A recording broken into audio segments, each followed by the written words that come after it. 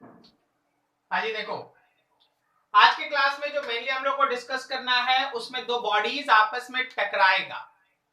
हम लोग जो शुरुआती दौर में कोलिजन का कॉन्सेप्ट का डिस्कशन करेंगे, two bodies which comes in contact with each other for very short interval of time, और इस दौरान दोनों एक दूसरे पे काफी लार्ज फोर्स एक्सर्ट किया। So concept of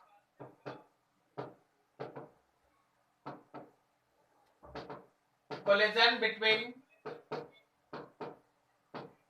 two bodies, last day आप जो डिस्कस किए थे वो था स्प्रिंग कोलिजन। जो लास्ट डे आप कोलिजन का first section, first class, first lecture आप अटेंड किए थे, उसमें था स्प्रिंग कोलिजन, जिसमें एक बॉडी के साथ स्प्रिंग था, दूसरा पीछे से आके उसको धक्का देता है। लेकिन अब हम लोग देखेंगे दो बॉडीज के बीच के कोलिजन का फॉर्मेट। देखो जी, दो बॉडी, मान लो जैसे एक बॉडी का मास m1 है, एक बॉडी का मास m2 है। m1 वाले का वेलोसिटी u1 है, m2 वाले का वेलोसिटी u2 है। ये बिफोर कोलिजन का फिगर है, बिफोर कोलिजन। उसके बाद एक क्षण के लिए दोनों एक दूसरे के साथ कांटेक्ट में आया, m1 और m2 दोनों एक दूसरे के साथ कांटेक्ट में आया। This is during collision. ये कोलिजन के दौरान का डिस्कशन है, ठीक है। और उसके बाद फिर they are separated from each other, दोनों एक दूसरे से अलग हो गया। m1 और m2, m1 का वेलोसिटी है v1, m2 का वेलोसिटी है v2। ये आफ्टर कोलिजन का फिगर है। अब देखो, बिफोर कोलिजन में u1 बड़ा था u2 से, और आफ्टर कोलिजन में v1 से v2 बड़ा है। कोई दिक्कत नहीं यहां तक समझने में? कोलिजन में क्या हुआ था पिछले दिन, स्प्रिंग कोलिजन में हम लोग एक एक लाइन देखे थे। अच्छा, अभी अगर हम इस पूरे सिचुएशन का फोर्स के साथ ग्राफ बनाए, फोर्स और यहां पे है ना प्रोग्रेस,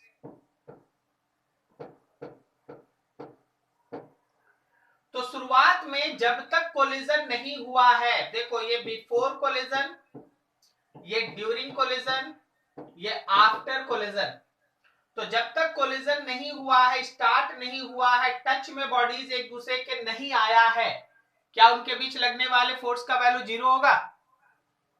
यस सर। ठीक। आफ्टर कोलिजन भी जब बॉडीज एक दूसरे से दूर हो गया तो भी उनके बीच का कोलिजन वाला फोर्स 0 होगा? Yes sir. ड्यूरिंग कोलिजन क्या हुआ, पहले ये फोर्स बढ़ा, एक क्षण के लिए मैक्सिमम हुआ, उसके बाद घट के 0 हो गया। Yes sir. लास्ट टाइम में पढ़े थे ना कि कंप्रेशन पहले बढ़ता है, एक क्षण के लिए कंप्रेशन मैक्सिमम होता है, उसके बाद फिर दोनों बॉडीज अलग हो जाता है, कंप्रेशन घट के 0 हो जाता है। तो कंप्रेशन का मतलब है बॉडीज के बीच लगने वाला फोर्स। जैसे वहां स्प्रिंग फोर्स था लास्ट डे, आज आप बॉडीज के बीच का फोर्स लेके डिस्कशन कर सकते हैं। तो ये ध्यान रखिएगा कि एक क्षण ऐसा आता है कि बॉडी के बीच लगने वाला फोर्स मैक्सिमम होता है। ये वो इंस्टेंट है जहां पर हम इस पॉइंट्स को लेके कुछ आपको और एक्स्ट्रा ऑब्जेक्टिव्स बता रहे हैं। यहां देखिएगा, इस पॉइंट के बारे में हम लिख रहे हैं। इस पॉइंट पे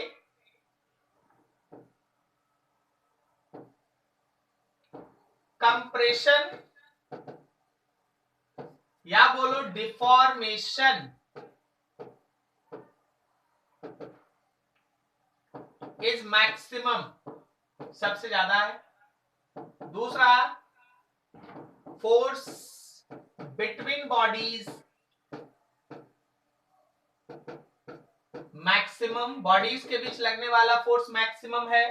थर्ड, अच्छा अगर स्प्रिंग का कंप्रेशन जो लास्ट आप पढ़े और अभी बॉडी का डिफॉर्मेशन जो अभी आप पढ़ रहे हो, अगर ये मैक्सिमम है तो एनर्जी का बहुत बड़ा हिस्सा पोटेंशियल एनर्जी के फॉर्म में स्टोर है। थर्ड, पोटेंशियल एनर्जी ये मैक्सिमम होगा। ऑब्वियसली पोटेंशियल एनर्जी मैक्सिमम है तो ये वो जगह है जहां काइनेटिक एनर्जी मिनिमम होगा। लेकिन टोटल एनर्जी हमेशा ध्यान रखना, टोटल एनर्जी फिक्स्ड होगा। लेकिन हम यहाँ टोटल एनर्जी के बारे में कुछ डैम श्योर नहीं बोल सकते। अब ये सर क्या आप ट्विस्ट पैदा कर रहे हैं, डैम श्योर नहीं बोल सकते, श्योर नहीं है तो क्या बता रहे हैं? एक्चुअली टोटल एनर्जी का कंजर्वेशन इस बात पे बेस्ट होता है कि कोलिजन का टाइप कैसा है।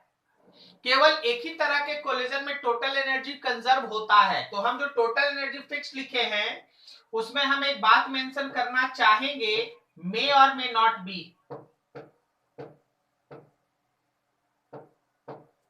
ये आगे जाके और क्लियर हो जाएगा, लेकिन अभी आप मान लो कि टोटल एनर्जी कंजर्व हो भी सकता है, नहीं भी हो सकता है। That all depends on type of collision. ये इस बात पे डिपेंड करेगा कि कोलिजन का टाइप कैसा है। ओके, ये तुम्हारे पास एक इनिशियल इंफॉर्मेशन है कि आखिर दो बॉडीज एक दूसरे से जब टकराएगा तो उनके बीच क्या होगा। क्या मेरी बात समझ में आ रही है? Yes sir. ठीक, यस सर। अब देखो यहीं पे न्यूटन कोलिजन का लॉ दिए। जो भी आप कोलिजन पढ़ने जा रहे हैं, लंबा चौड़ा डिस्कशन करेंगे आप, उसके पीछे है ना न्यूटन का लॉ है। न्यूटन दो लॉ दिए हैं इस कोलिजन को लेके।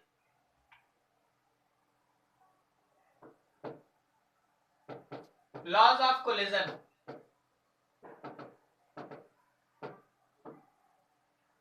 आप कोलिजन को अब दो हिस्से में देखिए, एक है बिफोर और एक है आफ्टर। इस ब्लॉक का मास m1, इस ब्लॉक का मास m2, इसका वेलोसिटी u1, इसका वेलोसिटी u2। आफ्टर कोलिजन मास m1 मास m2, कोलिजन के बाद v1 एंड v2। कोलिजन में जो न्यूटन लॉ दिए वो सबसे पहले बोले फॉर एनी कोलिजन, चाहे कोलिजन आपका कैसा भी हो, conservation of linear momentum is applicable. Conservation of linear momentum applicable होगा, मतलब कोलिजन के पहले, during collision and after collision, किसी भी दो सिचुएशन के बीच तुम कंजर्वेशन ऑफ लीनियर मोमेंटम लगा सकते हो। मोमेंटम इनिशियल और मोमेंटम फाइनल ये सेम होगा। मोमेंटम इनिशियल वेक्टर फॉर्म में लिखना, मोमेंटम फाइनल वेक्टर फॉर्म में लिखना, ये सेम होगा। That is the law of collision. Collision चाहे आपका कैसा भी हो, कोलिजन चाहे आपका कैसा भी हो, हर तरह के कोलिजन में कंजर्वेशन ऑफ लीनियर मोमेंटम काम करता है।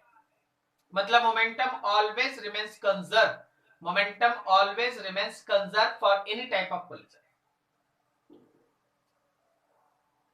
दूसरा उनका कहना था कि जरा गौर करो, अगर हम तुमसे यहां पे दो वर्ड्स पूछ ले, जैसे यहां देखो कोलिजन के पहले u1 बड़ा है, u2 छोटा है, कोलिजन के बाद v1 छोटा है, v2 बड़ा है। कोलिजन के पहले क्या u1 बड़ा होने से 1 वाला मास 2 को अप्रोच कर रहा है? Yes sir. Yes sir. कोई बता सकता है उसका वेलोसिटी ऑफ अप्रोच क्या है? u1 minus u2। Very good. तो अगर आप वेलोसिटी ऑफ अप्रोच बोलेंगे, देखिए हम यहां लिख रहे हैं वेलोसिटी ऑफ अप्रोच, तो वो है u1 minus u2।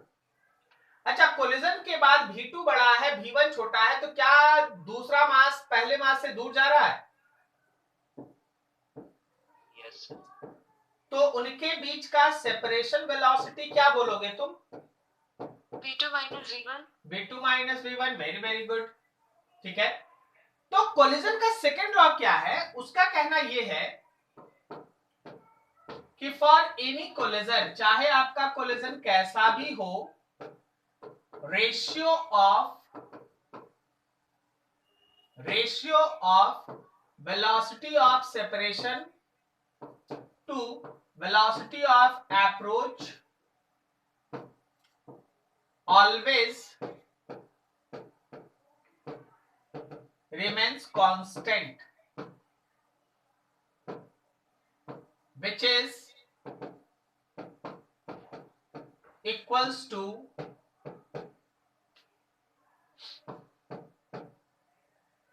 coefficient of restitution E, चाहे आपका कोलिजन कैसा भी हो, हमेशा ध्यान रखना कि velocity of separation by velocity of approach का जो रेशियो होगा वो कांस्टेंट होगा, which is called coefficient of restitution. उसको हम लोग कोएफिशिएंट ऑफ रेस्टिट्यूशन कहते हैं। वेलोसिटी ऑफ सेपरेशन जहां बोल रहे हो वहां तुम चाहो तो v2 माइनस v1 लिखो और वेलोसिटी ऑफ अप्रोच में u1 माइनस u2 लिखो। यह है किसी भी कोलिजन के लिए कांस्टेंट, जहां e जो है e स्मॉल e, वो e स्टैंड करता है कोएफिशिएंट ऑफ रेस्टिट्यूशन को, जो हर कोलिजन के लिए अपना अपना एक नंबर होता है। इसका वैल्यू रेंज करता है 0 से लेके 1 के बीच, 0 से लेके 1 के बीच कोएफिशिएंट ऑफ रेस्टिट्यूशन 0 से 1 के बीच होता है। आप बातों को समझिएगा, जब हम इस तरह का लिखे 0 से 1 के बीच e का वैल्यू, तुमको पता चल रहा है कि e का 3 पॉसिबल वैल्यूज हो सकता है। yes, कौन कौन?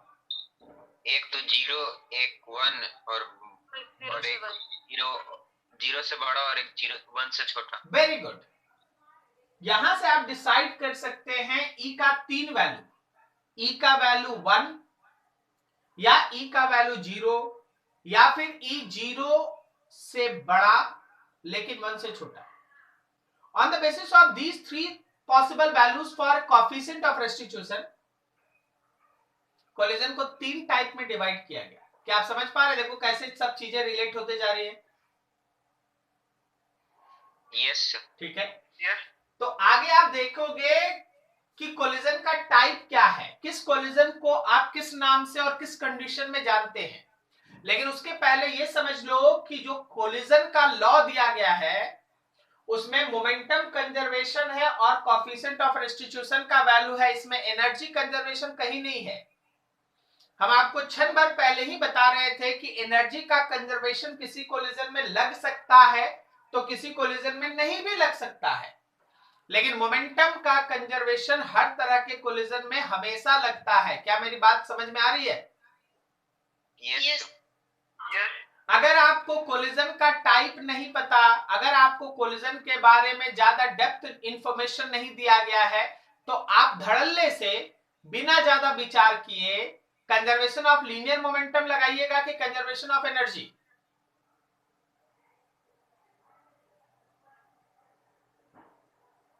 क्या हुआ? आवाज आ रही है? कंजर्वेशन ऑफ लीनियर मोमेंटम हाँ, कंजर्वेशन ऑफ लीनियर मोमेंटम लगाएंगे। कंजर्वेशन ऑफ एनर्जी के लिए कोलिजन का टाइप पता होना जरूरी है। लग भी सकता, नहीं भी लग सकता है। क्या मेरी बातें समझ में आ रही है आपको? Yes sir. चलिए सर, हाँ बोलो। ये velocity of approach and velocity of separation का मीनिंग क्या हुआ सर?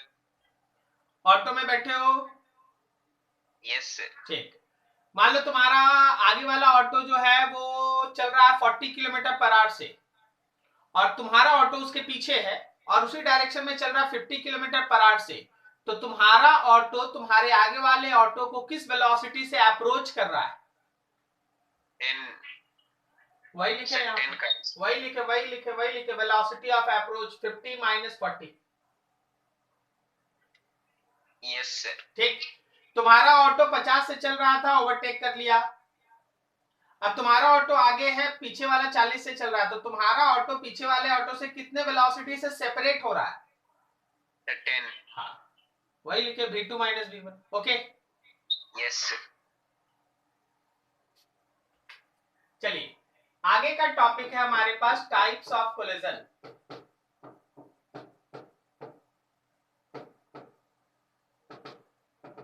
कोलिजन का टाइप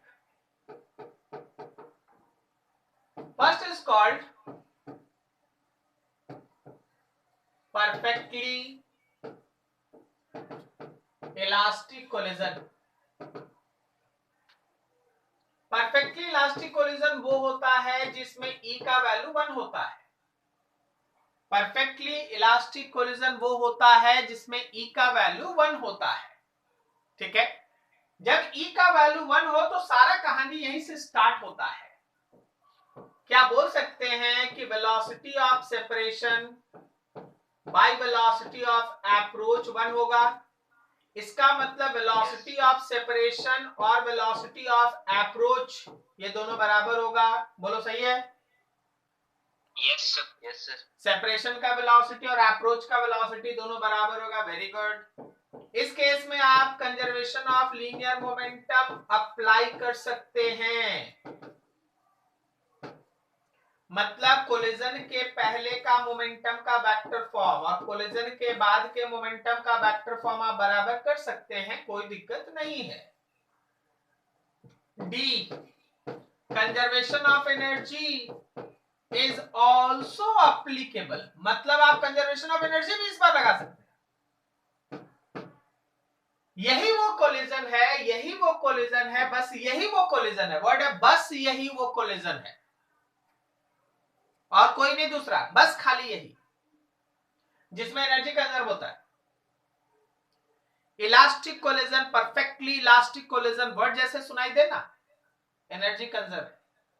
मोमेंटम तो हर जगह कंजर्व, लेकिन एनर्जी कंजर्व केवल एक जगह, बस एक जगह, परफेक्टली इलास्टिक। तो ऐसे केस में एनर्जी इनिशियल और एनर्जी फाइनल बराबर। अगर एनर्जी इनिशियल और एनर्जी फाइनल बराबर है तो एनर्जी का लॉस मिनिमम है। सर कितना है? अरे जीरो है यार, कोई एनर्जी का लॉस है नहीं, जितना शुरुआत में था उतना बाद में है। क्या बोलते हो? तो जैसे ही आपके सामने बोला जाए परफेक्टली इलास्टिक कोलिजन, आपको इतना सारा चीज दिमाग में आ जाना चाहिए, तुरंत तुरंत तुरंत दिमाग में घूम जाना चाहिए कि हाँ इतना सारा चीज हो सकता है। वर्ड जैसे ही सुनाई दे परफेक्टली इलास्टिक कोलिजन, तैयार हो जाना कितना सारा चीज हो सकता है। ओके, कोई पॉइंट ऐसा जो नहीं समझ में आ रहा हो? समझ। अगला second is perfectly inelastic collision. Perfectly inelastic collision, सबसे पहला E का वैल्यू होगा 0। वाह भाई, इसका मतलब वेलोसिटी ऑफ सेपरेशन और वेलोसिटी ऑफ अप्रोच ये होगा 0। ये तभी होगा 0 जब सेपरेशन का वेलोसिटी हो जाए 0। बात समझा क्या? अच्छा, वेलोसिटी ऑफ सेपरेशन 0 है, इसका लॉजिकल मीनिंग क्या है? सर दोनों मतलब सर दो मास का वेलोसिटी आफ्टर कोलिजन इक्वल हो। बिल्कुल सही बोला, ऐसे भी बोल सकता है, ये बिल्कुल सही बोला, कोई गड़बड़ नहीं है। लेकिन ऐसे भी बोल सकता है कि सर दोनों चिपक गया है। यस। जब चिपक जाएगा तो साथ ही ना जाएगा। यस। ठीक है, तो आप ये भी बोल सकते हैं बोथ बॉडीज स्टिक्स टुगेदर। चिपक गया भाई, बोथ बॉडीज स्टिक्स टुगेदर, दोनों बॉडी एक दूसरे के साथ चिपक गया, चिपक गया। ओके, अब आ जाओ थोड़ा और आगे, ए बी हो गया, सी में आ जाओ। Conservation of linear momentum is applicable. Conservation of linear momentum is applicable. Conservation of linear momentum काम करेगा।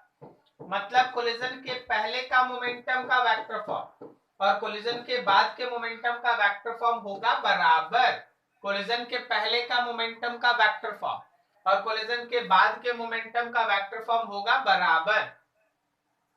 सी के बाद D, conservation of energy is not applicable. मतलब इस तरह के कॉन्सेप्ट में जहां कोलिजन परफेक्टली इनइलास्टिक हो, बॉडीज कोलिजन के बाद चिपक जाता हो, आप कंजर्वेशन ऑफ एनर्जी नहीं लगा सकते। हम पहले भी बोल चुके हैं केवल एक जगह लगता है और वो था प्रीवियस वाला perfectly elastic. Conservation of energy is not applicable, मतलब इनिशियल एनर्जी और फाइनल एनर्जी बराबर नहीं है। हम आपको बता रहे हैं इनिशियल एनर्जी से फाइनल एनर्जी कम होता है, इनिशियल एनर्जी से फाइनल एनर्जी कम होता है। सर अगर इनिशियल एनर्जी से फाइनल एनर्जी कम होता है तब तो बराबर एनर्जी का लॉस होगा। हाँ बिल्कुल है, एनर्जी का लॉस होता है, और एनर्जी का लॉस में बस इनिशियल एनर्जी में से final energy after collision minus कर दो, इनिशियल एनर्जी में final energy after collision minus कर दो। हम आपसे कुछ पूछते हैं, देखिएगा कितना बेसिक चीज, कितना बेसिक चीज। इस फिगर को देखो, इस फिगर को देख लो अच्छे से, बताओ तो इनिशियल एनर्जी उस डाटा के टर्म में जो दिखाई दे रहा कितना है? Half m u1 square plus half m2 u2 square. Very good. और आफ्टर कोलिजन कितना है? Half m1 v1 square plus half m2 v2 square. Very good. अगर यहाँ का टोटल एनर्जी और यहाँ का टोटल एनर्जी बराबर है तो कोलिजन परफेक्टली इलास्टिक है। Okay yes. लेकिन अगर यहाँ का एनर्जी कम है तो परफेक्टली इलास्टिक नहीं है। अब देखो, अगर आप परफेक्टली इलास्टिक नहीं है तो इलास्टिक है कि नहीं? अच्छा तीसरा में पहुंच जाते हैं, रुक जा। Okay sir. 3 डाटा पढ़ रहे हैं ना, E1 पढ़ लिए, E0 फिर अगला आएगा perfectly in elastic collision energy loss this. और ये याद रखना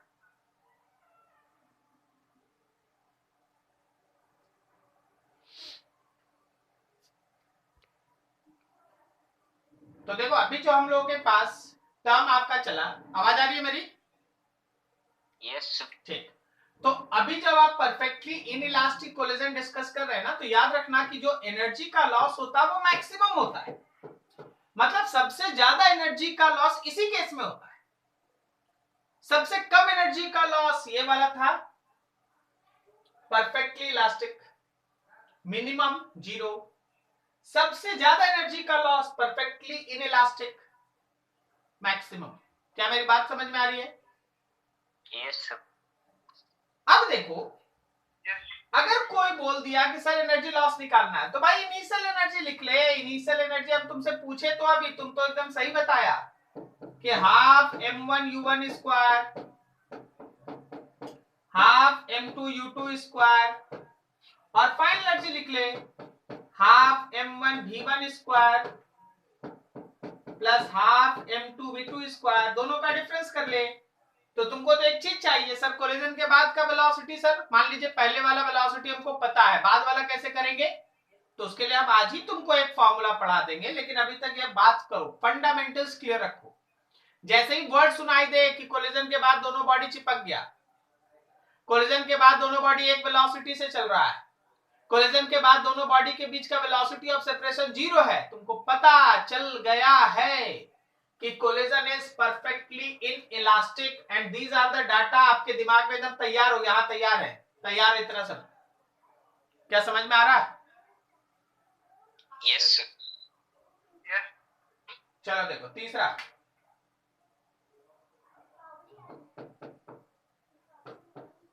फॉर एनी अदर कोलिजन, बाकी सबको फॉर एनी अदर कोलिजन, सबसे पहला चीज 0 से E का वैल्यू बड़ा और 1 के बीच होगा। 0.4, 0.8, 0.2, 0.1, 0.9, समथिंग लाइक दैट। वैसे केस में velocity of separation to velocity of approach ये 1 से छोटा होगा। इसका मतलब सेपरेशन वाला वेलोसिटी अप्रोच वाले वेलोसिटी से छोटा होगा। बोलो सही है? यस। ठीक। आगे, conservation of linear momentum is applicable, मतलब टकराने के पहले का इनिशियल मोमेंटम सिस्टम का और टकराने के बाद का फाइनल मोमेंटम सिस्टम का ये होगा बराबर। टकराने के पहले का इनिशियल मोमेंटम सिस्टम का और टकराने के बाद का फाइनल मोमेंटम सिस्टम का ये होगा बराबर। क्या मेरी बात समझ में आ रही है? Yes sir, yes sir. ठीक है, अब देखो सी के बाद D, conservation of energy is not applicable. भाई आप कंजर्वेशन ऑफ एनर्जी इस केस में भी नहीं लगा सकते, मतलब आपका इनिशियल एनर्जी और फाइनल एनर्जी इस बार भी बराबर नहीं होगा, और इस बार भी इनिशियल एनर्जी से फाइनल एनर्जी कम ही होगा। मतलब फिर से बात वही आके रुकती है, कंजर्वेशन ऑफ एनर्जी केवल और केवल परफेक्टली इलास्टिक कोलिजन अगर है, E का वैल्यू 1 है, वेलोसिटी ऑफ सेपरेशन और वेलोसिटी ऑफ अप्रोच बराबर है, तभी आप लगा सकते, नहीं तो नहीं लगा सकते। इस बार भी एनर्जी का लॉस होगा, हाँ वो एनर्जी लॉस मैक्सिमम नहीं होगा, लेकिन एनर्जी लॉस होगा इनिशियल में से फाइनल एनर्जी को माइनस करके। This is the energy loss. I hope so आप तीनों कोलिजन को पकड़ पा रहे हैं, तीनों कोलिजन में क्या इंफॉर्मेशन दिया जा रहा है, समझ में आ रही है सबको?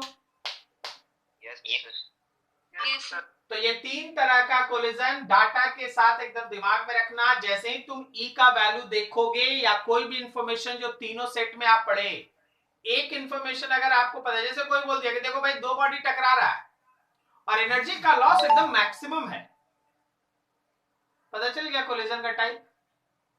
Yes sir. तो क्वेश्चन पढ़ते पढ़ते यू हैव टू डिसाइड कि what is that particular category of that collision.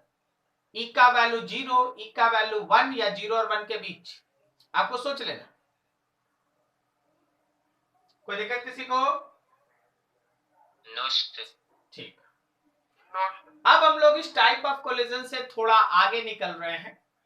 हम लोग जा रहे हैं एक ऐसे टॉपिक में जिसमें कोलिजन के बाद बॉडीज का फाइनल वेलोसिटी जो v1 और v2 है वो कैसे आता है उसको सीखेंगे।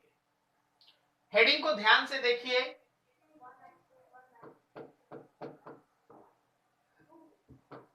Calculation for velocity of body after collision in case of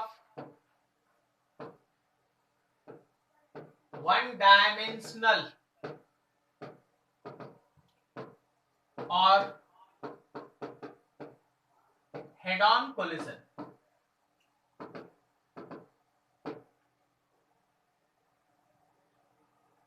one dimensional या हेड ऑन कोलिजन आप किसको कहते हैं? आप फिगर देखिए, आपको समझ में आ जाएगा। ये एक बॉडी है जिसका मास m1 है, ये एक बॉडी है जिसका मास m2 है, इसका वेलोसिटी u1 इधर है, इसका वेलोसिटी u2। इस तरह का जब कोलिजन हो तो टक्कर के बाद भी वेलोसिटी उसी तरह से उसी डायरेक्शन में रहता है। m1 और m2 कोलिजन के बाद becomes v1 and v2. Such type of collision is said to be one dimensional collision. Okay? Yes sir. Head on collision, सीधा सीधा टक्कर, head on collision. Such collision is said to be one dimensional. ठीक है, अब यहां पे देखो, हम लोग ऐसा मानते हैं, हम लोग ऐसा मान लेते हैं, let coefficient of restitution E, मान लीजिए इस कोलिजन का कोएफिशिएंट ऑफ रेस्टिट्यूशन E है, बिफोर एंड आफ्टर कोलिजन है सामने। आपको जो पढ़ाया जा रहा है उस पर थोड़ा रिमार्क कीजिएगा, मेरी बातों को समझिएगा। स्कूल का भी डेरिवेशन हमको ध्यान में रखना पड़ता है। तुम्हारे स्कूल में कोलिजन का एक डेरिवेशन आता है कि भाई परफेक्टली इलास्टिक कोलिजन के लिए आफ्टर कोलिजन वेलोसिटी को डिराइव करो। अब परफेक्टली इलास्टिक है तो E का वैल्यू 1 है, या वो लोग कभी कभी परफेक्टली इनइलास्टिक नाम से भी दे देते हैं तो E का वैल्यू 0 है। अब आप स्कूल और कंपटीशन के बीच का एक रास्ता निकालिए। हम लोग ई को ई लेके सॉल्व करेंगे। अब जब स्कूल बोलेगा परफेक्टली इलास्टिक के लिए सॉल्व करने, तो ई के जगह 1 पुट करना, परफेक्टली इनइलास्टिक बोलेगा ई के जगह 0 लिखना, और बाकी अगर किसी क्वेश्चन में आप इधर उधर का ऑब्जेक्टिव बना रहे हैं तो ई का जो डाटा दिया रहेगा उसको पुट करके सॉल्व कर लेना, आपका वैल्यू आ जाएगा। Okay yes sir. तो देखो जरा आराम से ध्यान से, applying conservation of linear momentum. क्या इनिशियल मोमेंटम और फाइनल मोमेंटम को बराबर करें? इनिशियल मोमेंटम है m1u1 vector, m2u2 vector, final momentum है m1v1 vector and m2v2 vector. मान लो ये इक्वेशन 1 है। अब इसके बाद क्या हम कंजर्वेशन ऑफ एनर्जी लगा सकते हैं? यस नहीं लगा सकते जी आलोक बाबू, तुमको कहाँ पता है कि परफेक्ट रहेगा तब लगाएंगे। हाँ तो अभी नहीं ना मालूम, हम लोग ई ना लेके चल रहे हैं। यस नहीं लगेगा। अगला क्या हम लोग पढ़े, is equals to v2 minus v1 by u1 minus u2। Yes तो आप इस इक्वेशन से अगर आप v2 निकाल लें, v2 को यहां प्लस कर दें तो v1 मिल जाएगा, यही प्लान। तो लिख सकते हैं e u1 vector minus u2 vector plus v1 is equals to v2। देख लो अच्छे से, मिला लो अच्छे से। यस ठीक, using value of v2 in equation 1। आप इक्वेशन 1 में v2 का वैल्यू यूज करें, आप इक्वेशन 1 में v2 का वैल्यू यूज करें। तो आपका इक्वेशन होगा, हम आपको अब अगले स्लाइड में लिखते हैं क्योंकि ये बड़ा होगा। वैल्यू होगा m1u1 plus m2u2 m1v1 plus m2। देखो v2 के जगह क्या तुम लाया था, e times of u1 minus u2 और प्लस v1, याद आ गया? यस देख लो एक बार, ये देखो v2 आया है, तो जहां v2 है वहां हम इसको लिखें, आगे इसको सॉल्व करते जाना बस। m1u1 plus m2u2 is equals to m1v1 multiply करो m2eu1 minus m2eu2 plus m2v1 v1 दोनों छोड़ दीजिए, इन दोनों को उठा के लेफ्ट लाइए। m1u1 प्लस m2u2 उसको इधर ले आइए, माइनस m2eu1 प्लस m2eu2, और इन दोनों में से v1 को कॉमन ले लो तो बचा है m1 प्लस m2। गौर करना, u1 और u1 दोनों में u1 है, दोनों में u1 है, तो m1 माइनस em2 कॉमन है u1 plus m2u2 1 plus e m2u2, और राइट हैंड साइड में है v1 m1 प्लस m2। कोई दिक्कत किसी को समझने में? No sir no sir. करना क्या है, v1 लिखना है तो m1 और m2 को ले जाके लेफ्ट में डिवाइड कर दो। सो v1 is m1 minus em2 u1 plus 1 plus e m2u2 divided by m1 plus m2. This is the equation for velocity of first body after collision. फिर से, this is the equation for velocity of first body after collision. इसी तरह से अगर आप derive करेंगे तो आपको सेकेंड बॉडी का भी वेलोसिटी मिल जाएगा, which is equals to m2 minus e m1 u2 1 plus e m1 u1 divided by m1 plus m2. ये रहा तुम्हारे v2 का वैल्यू, ये रहा तुम्हारे v2 का वैल्यू. समझे? बस इन इक्वेशंस को यूज करने में तुमको दो चीज का ध्यान रखना है. एक तो ऑब्वियसली m1 और m2 का जो वैल्यू होगा उसको यूज करना है. दूसरा, कोलिजन के टाइप के हिसाब से E का वैल्यू ले लेना. और तीसरा, बेहद इंपॉर्टेंट, बेहद बेहद इंपॉर्टेंट, और एक बार बेहद बेहद बेहद इंपॉर्टेंट, पता है क्या? यूनिट. वेलोसिटी को वेक्टर की तरह लीजिएगा. मतलब u2 या u1 जहां भी आप यूज कीजिएगा डायरेक्शन के हिसाब से लीजिएगा. हम लोग तो एक केस पढ़ रहे हैं, दोनों एक तरफ जा रहा है. खाली कोलिजन एक ही तरफ से होता है क्या? अपोजिट नहीं आ सकता है? होता है, आता है ना. तो अगर इसको तुम आई कैप लेगा तो इसको फिर माइनस आई कैप लो. और एक कॉमन मिस्टेक है जो स्टूडेंट्स करता है, समझा? एक कॉमन मिस्टेक है जो स्टूडेंट्स करता है. सो बी केयरफुल. आपको u1 और u2 वेक्टर फॉर्म में लेना है, बाकी m1 m2 और e का वैल्यू. क्या सबको मेरी बात सुनाई दी? Yes sir. क्या सबको समझ में आया हम क्या बोलना चाहते हैं, कहां मिस्टेक हो सकता है?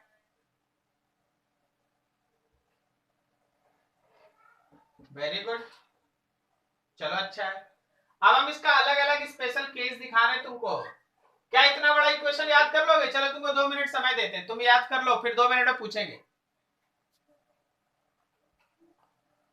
चलो बताओ, v1 का वैल्यू बोलो. m1 minus e m2 into u1 plus 1 plus e m2 u2 by m1 plus m2. Very good. ठीक है. v2 बता दो. सर उसको ध्यान नहीं. माइनस m2 माइनस em1 और फिर u2 plus 1 plus e m1 minus u1 divided by m1 plus m2. चलिए, इतना लड़खड़ाइए मत, इसको अच्छे से याद कर लीजिए. अगर याद नहीं कीजिएगा तो क्या हर न्यूमेरिकल में इतना डेरिवेशन कीजिएगा? बताइए आप. क्या हर क्वेश्चन में आप मोमेंटम कंजर्वेशन और ई का वैल्यू लगा के हर बार इतना सॉल्व कीजिएगा? कर सकते हैं. अगर आप बिना याद किए बनाना चाहे तो भी बना सकते हैं. आपको मोमेंटम कंजर्वेशन और ई का वैल्यू लिखना पड़ेगा, फिर एक को उठा के दूसरे में रखना पड़ेगा, हर बार करना हो. कर सकते हो. अगर नहीं करना चाहते हो तो सीधा याद करो. देखो, स्पेशल केसेस. पहले तो दोनों वेलोसिटी का फॉर्मूला एकदम रटा हुआ होना चाहिए. v1 is equals to m1 minus e m2 u1 1 plus e m2 u2 divided by m1 plus m2. या फिर v2 is equals to m2 minus e m1 u2 1 plus e m1 u1 divided by m1 plus m2. ये v2 का value. तो v1 और v2 दोनों का value है आपके पास. अब आप आइए for perfectly elastic collision. Perfectly elastic collision, obviously e का वैल्यू 1. ओके. जब आप ई का वैल्यू 1 पुट करेंगे, जरा देखिए v1 क्या आएगा. क्या v1 m1 minus m2 u1 plus 2 m2 u2 by m1 plus m2 आ रहा है, बोलो सही है? Yes sir. इसी तरह अगर तुम V2 वाले में E का वैल्यू 1 पुट कर दिया तो m2 minus m1 u2 m1 u1 divided by m1 plus m2 ये आएगा। Yes sir. कोई दिक्कत किसी को? No sir. अभी हम चाह रहे हैं एक दो न्यूमेरिकल देना, लेकिन हमको मालूम है कि अभी आपको इक्वेशन इतना जल्दी याद नहीं हुआ होगा। सो बेटर कि आप क्या करें कि आप इक्वेशंस को है ना, आप लोगों को वीडियो क्लियर दिखाई दे रहा है? Yes sir. ठीक। सो बेटर कि हम लोग है ना अगले दिन इक्वेशंस याद करके बैठे, तब हम लोग इस पे कुछ और क्वेश्चन क्लास में ही कर लेंगे। थोड़ा हम और इक्वेशंस को आगे बढ़ाते हैं। देख लो अच्छे से इक्वेशंस। अगला देखो, third, for perfectly elastic collision between two equal masses, इसको तो एकदम डायरेक्ट याद रखना है। बहुत सारे ऑब्जेक्टिव में, बहुत सारे न्यूमेरिकल में डायरेक्ट यूज होगा। एक तो कोलिजन परफेक्टली इलास्टिक होना चाहिए, पहला लाइन क्या बोले? परफेक्टली इलास्टिक कोलिजन होना चाहिए। और दूसरा, जो बॉडी टकरा रहा है ना उनका मास सेम होना चाहिए। क्या समझे? तो ऐसे केस में देखो क्या होगा, m1 और m2 बराबर करना होगा। मान लो m और e का वैल्यू 1, ये दो चीज है। तो मेरे पास जो v1 आएगा ना वो आएगा, देखो देखो देखो, m minus 1 into m into u1 plus 2m u2 by m plus m, यही आएगा। थोड़ा सॉल्व करो तो कितना आ रहा है?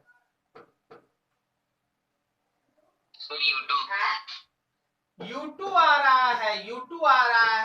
आ रहा है। इसी तरह से v2 जब सॉल्व करोगे तो वो u1 आएगा। मतलब क्या है? ठीक है सर, v2 आ गया u1 के बराबर और v1 आ गया u2 के बराबर। इसका मतलब क्या है? इसका मतलब है कि अगर परफेक्टली इलास्टिक कोलिजन दो इक्वल मास के बीच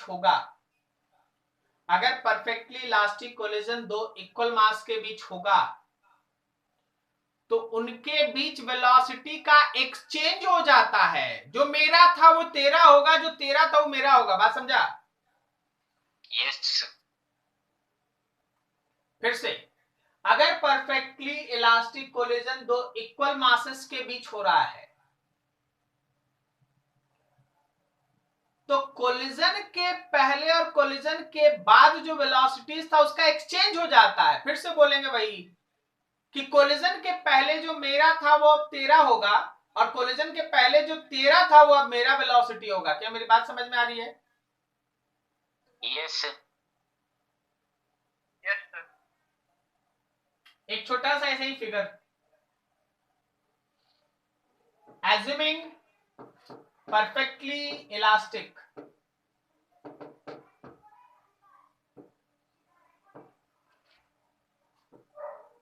एक दो तीन चार मास है, ये यू से जा रहा है, ये चारों रेस्ट में है। बताओ टक्कर के बाद क्या होगा? ए बी सी डी, टक्कर के बाद क्या होगा? सर डी आगे चला जाएगा।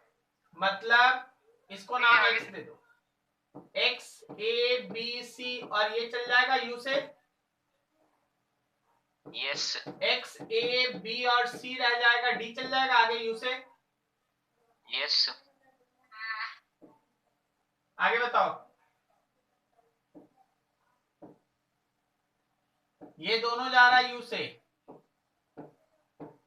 और बी सी और डी है यहां पर रेस्ट में। बताओ क्या होगा, कौन निकलेगा टक्कर के बाद? सर सी डी आगे चला जाएगा, सी और डी। सी और डी निकल जाएगा यू से, ये एक्स ए और बी आ जाएगा रेस्ट में। क्लियर है? आप बताना,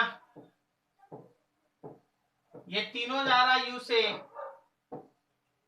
एक्स ए और बी जा रहा यू से, सी और डी यहाँ पे ऐसे पड़ा हुआ है, सटा हुआ है। आप बता कोलिजन के बाद क्या होगा? सर बी सी और डी आगे चला जाएगा, एक्स और ए रुक जाएगा, बी सी और डी आगे चला जाएगा यू से। Very very good.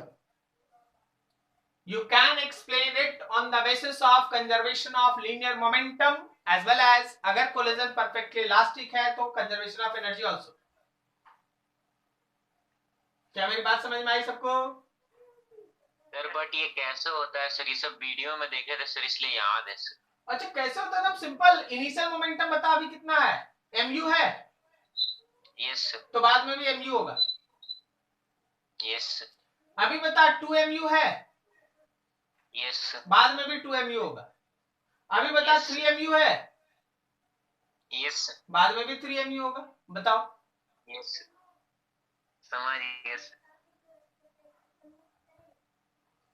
हाँ, अगर इक्वल मास के बीच परफेक्टली इलास्टिक है, velocity exchange takes place, velocity का एक्सचेंज हो जाएगा, वेलोसिटी का एक्सचेंज हो जाएगा। ओके, वेलोसिटी का एक्सचेंज कब होता है भाई? बोलो जल्दी। सर जब कोलिजन इलास्टिक हो और दोनों बॉडी इक्वल मास का हो।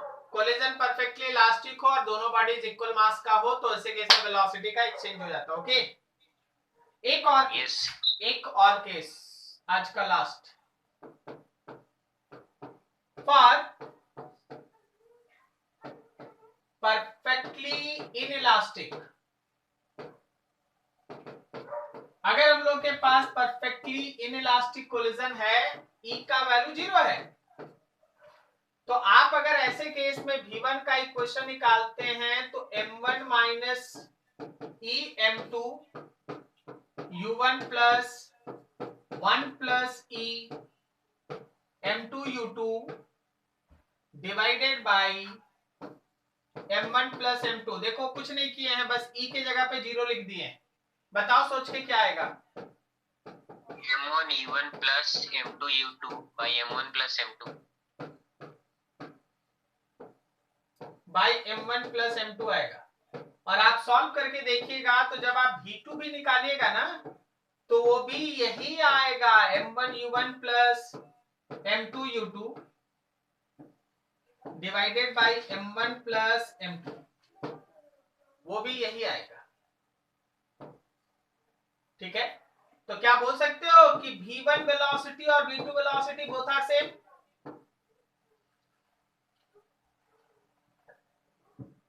बोलो बोलो।